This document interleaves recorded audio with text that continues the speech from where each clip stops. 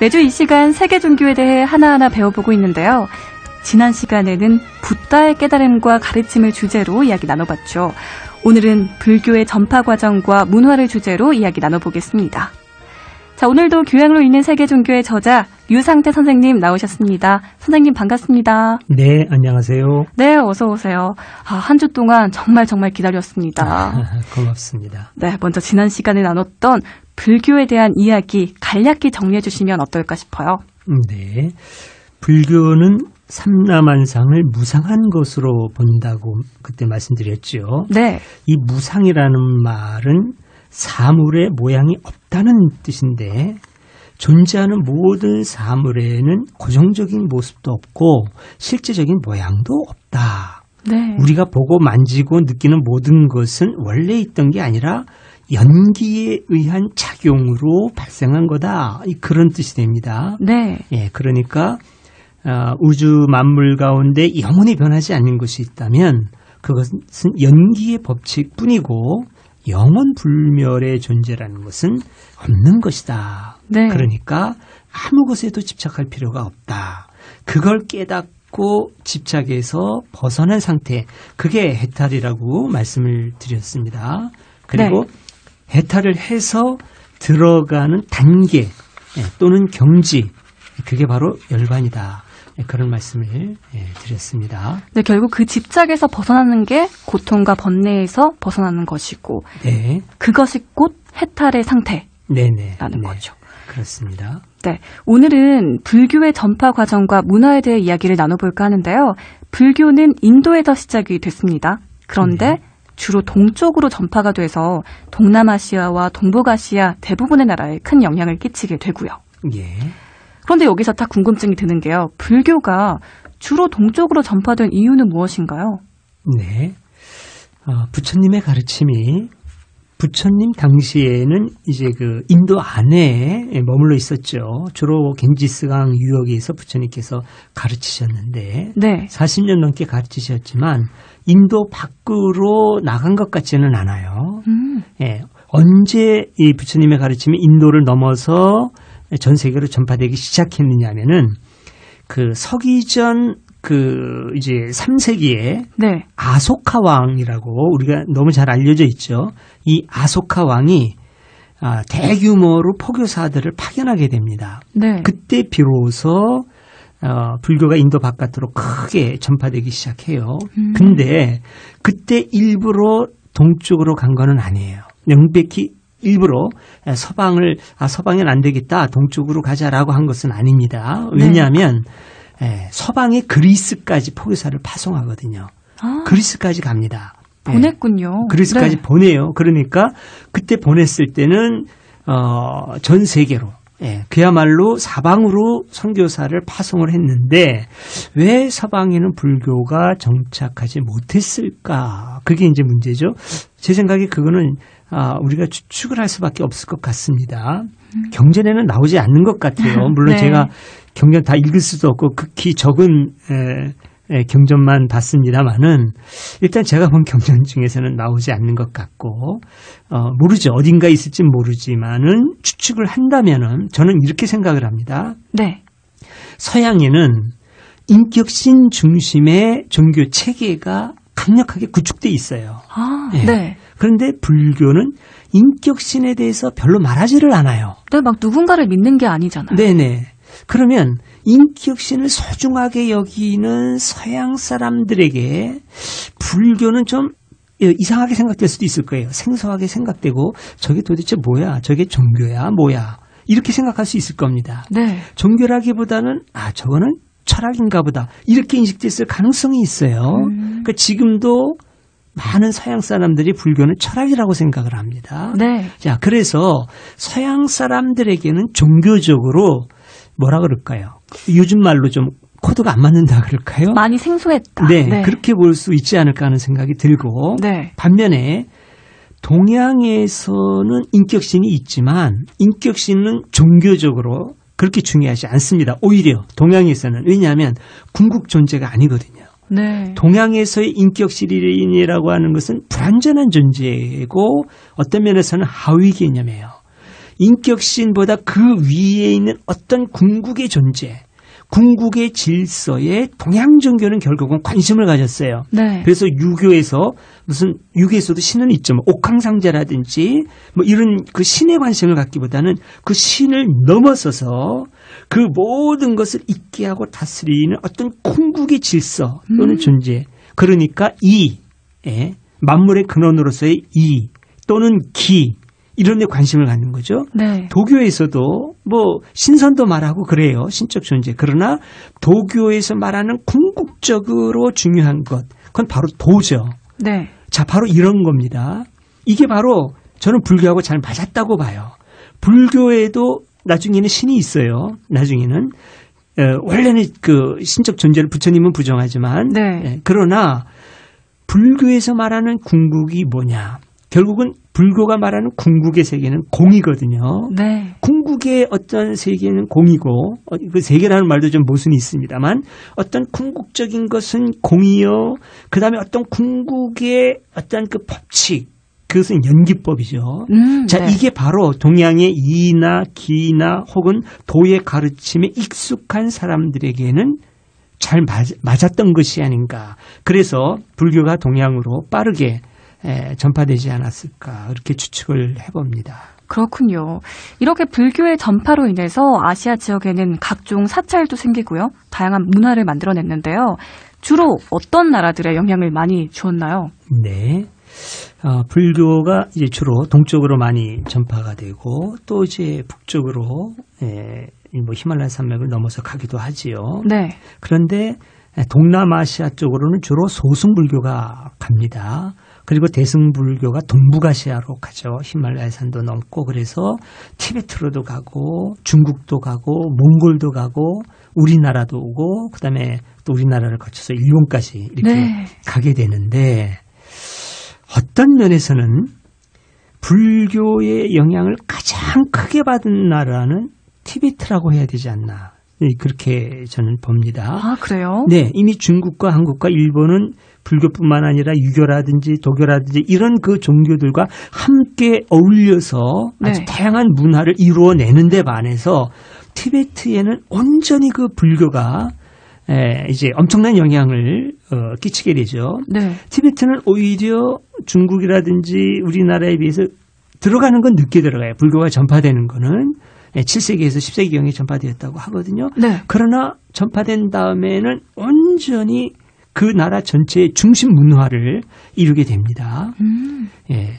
티베트가 지금은 독립국가는 아니죠. 이제 중국의 자치구로 돼 있는데 네. 그 전까지는 달라이 라마가 우리는 지금 달라이 라마 하면 종교적인 지도자 이렇게 생각하지 않습니까? 네. 그런데 종교 지도자뿐만 아니라 직접 티베트를 통치한 통치자였어요.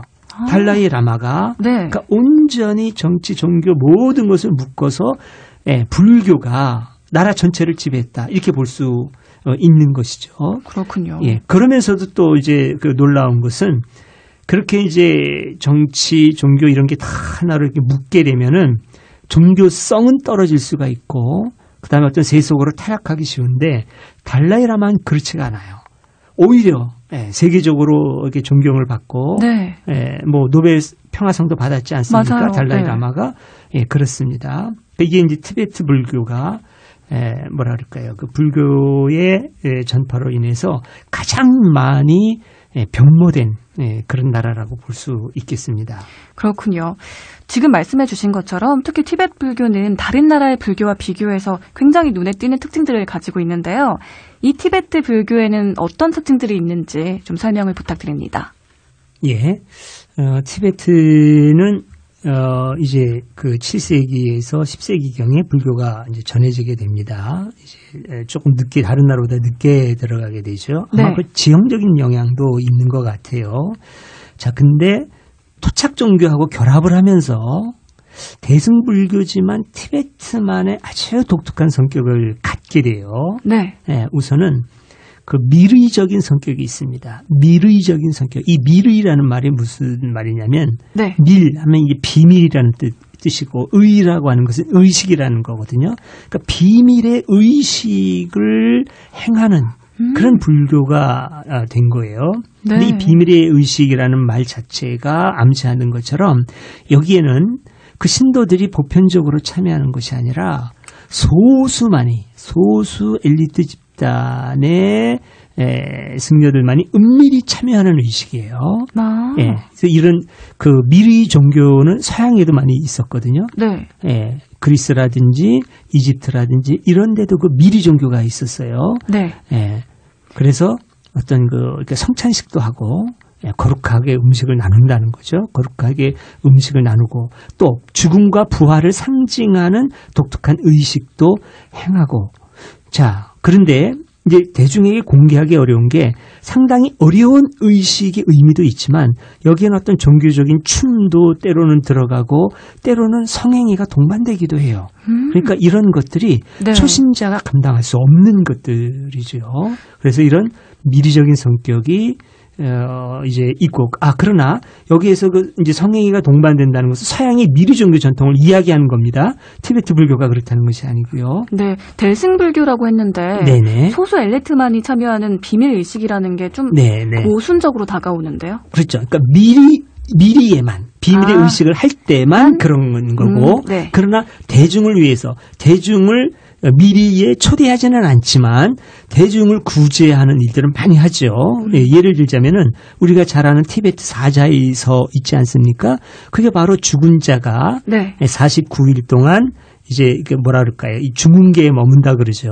네. 예, 그런데 혼이 떠돌다가 그 떠드는 혼인이 뭐라 그럴까? 좋게 환생할 수 있도록 예, 아주 좋은 이제 부모 밑에 태어나게 할 수 있도록 이제 계속 깨우침을 주는 거죠. 네. 네, 이제 불교에서는 영원한 영혼은 부정을 합니다만은 네. 그 의식에 대해서 계속 의식을 달래고 깨우치고 그래서 좋게 환생할 수 있도록 인도하는 게 그게 바로 티베트 사자의 서거든요. 네. 그러니까 이거는 아주 대표적인 대승의 성격인 거죠. 네. 네, 많은 중생들을 구원하기 위해서 하는 그런 것. 그러니까 이런 것들이 이제 같이 있는 거예요. 또 하나 이제 티베트 불교의 큰 특징이라고 하면 환생에 대한 믿음이 특히 강해요. 네. 특히 오늘날 우리 이제 환생이라고 하는 게 이게 불교적인 개념이냐에 대해서는 사실은 논의가 좀 있어요. 아, 그래요? 보통 윤회 사상이기 때문에 그렇다고 생각이 되는데 아니군요. 아니라고 말할 수도 없어요. 네. 그러니까 지금 불교계에서도 여기에 대해서는 지금 갑론을박을 하고 있는 입장이라고 볼 수 있습니다. 근데 우선 그리고 윤회, 환생 이거는 원래 힌두교의 가르침이었어요. 네. 근데 이제 불교로 들어오지요.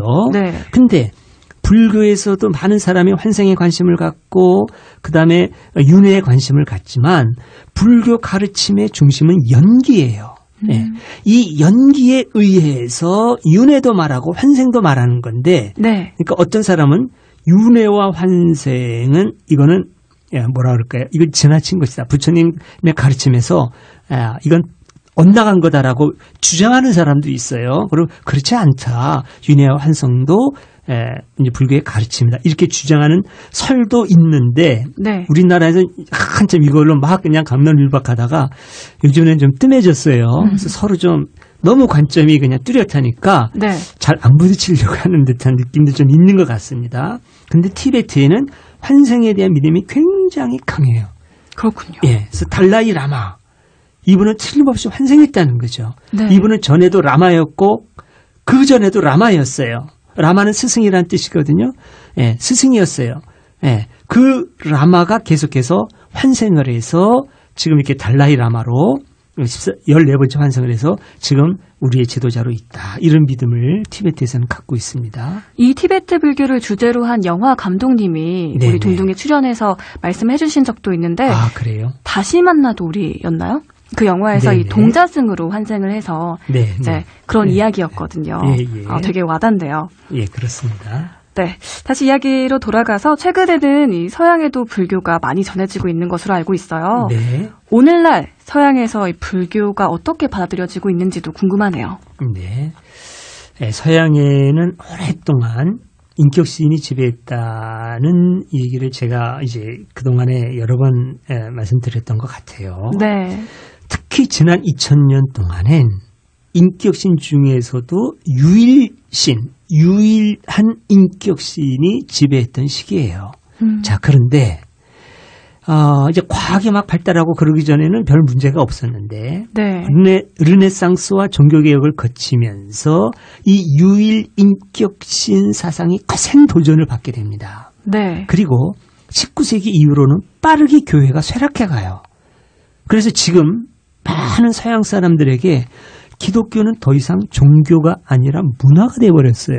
아, 네. 예, 이거는 좋게 표현해서 그렇고 좀 부정적으로 표현하면은 더 이상 사람들에게 매력을 못 주는 그런 이제 상태가 된 겁니다. 네. 자, 그러면 왜 이렇게 유일신 종교가 서양에서 외면을 받게 되었는가? 이렇게 우리가 한번 물어볼 필요가 있지 않겠습니까? 네, 그렇습니다. 예, 중요한 것은 이 유일신이라고 하는 거를 인격신이라고 하는 테두리 안에 가두었기 때문에 그래요. 예. 그런데 자, 서양에서 말하는 유일신은 전지전능하고 또 사랑의 신이라 그래요. 네. 그런데 전지전능하고 사랑의 신이라고 한다면 그런데 인격을 갖고 있고 그렇다면 자연재해는 일어나지 말아야 됩니다. 예. 만약에 일어난다고 하더라도 자연재해가 일어난다 하더라도 거기에서 피해를 당하는 사람이 없어야 돼요. 왜냐하면 사랑의 신이고 동시에 네. 전능한 신이기 때문에 네. 그 사람들을 구해줘야죠. 그렇죠. 근데 구해주지 않는 것은 뭐냐? 전지전능하다면 사랑이 없거나 부족하거나 정말로 아주 깊이 사랑하는 신이라고 한다면 전능하지 않거나 둘 중에 하나여야 하지 않겠습니까? 논리적으로 그래요. 네. 예, 막 전쟁이 막 일어난다. 전지전능하고 사랑이 아니라면 그걸 막아야 되지만 일어났다고 하더라도 사람을 죽지 않게 한다든지 예, 어떤 뭔가가 있어야 되는데 그러나 수많은 사람이 전쟁에서 죽어가도 네. 신이 개입한 흔적이 별로 없다 네. 말이죠. 자, 이렇게 되니까 유일 인격신 사상, 전지전능한 신, 사랑의 신 이런 개념이 막 흔들리는 거예요. 네, 그렇겠네요. 예, 그래서 요즘에는 서양인들이 이런 말을 합니다. 신을 인격신의 굴레에서 해방시키자.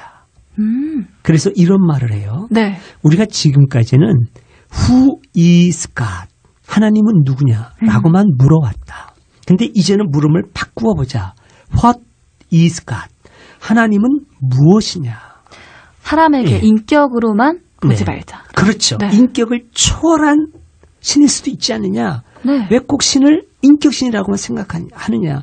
인격신을 초월한 어떤 궁극의 경지. 네. 어쩌면 그것이 우리가 생각했던 절대신에 가까운 곳이 아니겠느냐? 이런 생각을 하는 거지요. 자, 그런데 그런 어떤 그 회의를 갖고 있고 그 서양의 종교의 한계에 대해서 아쉬움을 갖고 있던 사람들에게 불교는 바로 그거를 제시해줘요. 네. 인격신을 초월한 궁극의 경지가 있다. 궁극적 진리를 딱 예. 알려주죠. 그런 게 있다. 이 세상에는 인격신까지도 있다면은 그 신까지도 복종할 수밖에 없는 어떤 법칙이 있다. 그 절대 법칙이 있는데 그게 뭐냐면 연기의 법칙이다. 네. 예. 그러니까 불교는 절대적인 게 아무것도 없다고 사람들이 생각할 수 있는데 그렇지 않습니다. 절대 존재는 없어요. 네. 예, 절대적인 어떤 모양은 없어요. 예, 그런데 절대적인 법칙은 있습니다. 불교에. 네. 그게 바로 연기의 법칙이에요. 연기의 법칙은 상대적이 아닙니다. 이거는 절대 법칙이에요. 불견의 진리군요. 그렇죠. 그러니까 서양 사람들이 생각했던 어떤 그 신이라고 하는 테두리를 생각했는데 그 신이라는 테두리를 벗어나서 네. 그러면 그 신이라고 하는 한계는 극복하되 우리가 생각했던 어떤 정말로 절대적인 그 무엇 그게 뭐냐? 그게 바로 연기의 법칙이라는 거죠. 그러니까 네. 서양 사람들이 찾지 못한 것을 불교가 제시해 준 거예요. 이 연기의 법칙이야말로 이건 정말 절대적인 거다. 네. 예. 그리고 이거는 어느 누구도 무엇으로도 부정할 수가 없어요. 매우 논리적이고 합리적이고 과학적이고 경험적으로도 맞아요. 그래서 이 서양 사람들이 불교야말로 최고 경지의 종교다. 그렇게 생각하는 사람들이 점점 많아지게 되는 겁니다. 그래서 요즘 서양에서 불교가 좀 인기가 있다고 하는군요. 그렇죠. 사실 저도 그 중에 한 명이에요. 불교야말로 최고 경지의 종교라고 생각을 합니다. 아, 그렇군요. 예, 그래서 불교에 귀의하거나 불교를 배우는 사람들이 아주 많은데 네. 제가 한번 예를 들어볼까요? 아마 많은 분들이 들어봤을 겁니다. 우선 그 할리우드 영화계에 불교 붐이 일어나요. 불교 붐이 지금 일어나고 있습니다. 네. 그 리처드 기어라고 아시죠? 아, 알죠. 이 사람은 제가 알기로는 완전히 불교에 귀의했을 겁니다. 몇 년 전에 아예 우리나라에 찾아왔어요. 불교 때문에. 영화 때문에 왔는지 불교 때문에 왔는지는 잘 모르겠는데 네. 불교에 대한 관심도 굉장히 많이 표명을 했고 그때 불교 때문에 영화 때문에 왔다고 하더라도 이분이 2011년인가 그런데 조계종에 방문을 해요. 뭐 절에 갔군요. 네네. 그 정도로 이제 불교에 관심이 많고 네. 또 제니퍼 로페즈라고 하는 영화 배우. 아주 유명하죠. 브래드 피트. 아주 잘 유명하죠. 아시죠? 네. 올랜도 블룸. 와우. 그렇죠. 뭐 키아누 리브스. 미남미녀들이 선호하는 종교인가 봐요. 리키 마틴. 네. 가수죠. 와. 예. 그리고 빌 클린턴 전 미국 대통령. 이제 모르는 분이 많을 것 같아요. 젊은 분들은. 아, 압니다. 네. 그 빌 클린턴 전 미국 대통령이 대통령할 때는 불교를 잘 몰랐는데 네. 대통령 놓고 나서 그다음에 이제 막 병들 들고 그러다가 이제 그 어떤 마음 훈련을 하고 그러면서 지금은 아주 이 불교 신자까지 됐는지는 잘 모르겠는데 계속 선을 한다 그래요. 예, 선을 하면서 자기가 이제 행복을 느낀다. 이제 그럴 정도로 많은 서양 사람들이 불교의 매력을 느끼고 있습니다. 네, 오늘은 이렇게 매력적인 종교, 불교의 전파 과정을 주제로 이야기를 해봤습니다. 끝으로 청취자분들께 꼭 전하고 싶은 말씀이 있다면 전해주시죠. 네. 우리가 이제 불교에 대해서 이제 나누면서 불교가 서양 사람들에게 많은 이제 관심을 받고 있다. 이제 이런 얘기를 나누었지 않습니까? 네. 예. 이제 그런 점에서 원불교가 갖고 있는 중요성도 우리가 생각해 볼 필요가 있을 것 같아요. 네. 사실 불교는 어렵습니다. 어려워요. 그런데 원불교는 제가 생각하기에 불교에 대한 현대적인 해석이에요. 현대적인 종교죠. 네네. 네. 그래서 이제 그 스님들 가운데 원불교는 불교가 아니다라고 말하는 분도 계시고 원불교도 불교다 이렇게 보는 분도 계시더라고요. 네. 그런데 분명한 것은 소태산 대종사께서 나의 깨달음은 불법을 깨달은 것이고 나의 가르침은 불법을 가르치는 거라고 하셨거든요. 네. 그러니까 기본 가르침이 다르지 않습니다. 불교를 현대적으로 해석을 해서 쉽게 가르치는 게 원불교라고 볼 수 있어요. 네. 네, 그런 점에서 이 방송을 소중히 여기시고 또 이제 우리 원불교 교우님들도 네, 우리 또 교도님 자부심을 가지시면 좋을 것 같습니다.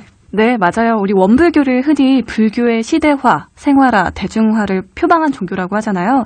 이 시간을 통해서 모쪼록 우리 둥둥 가족분들이 다양한 종교를 배우는 시간 앞으로 가져가셨으면 좋겠습니다. 네. 네, 오늘 교양으로 있는 세계 종교의 저자 류상태 선생님과 함께 불교에 대해 이야기 나눠봤습니다. 오늘도 좋은 말씀 고맙습니다, 선생님. 네, 감사합니다.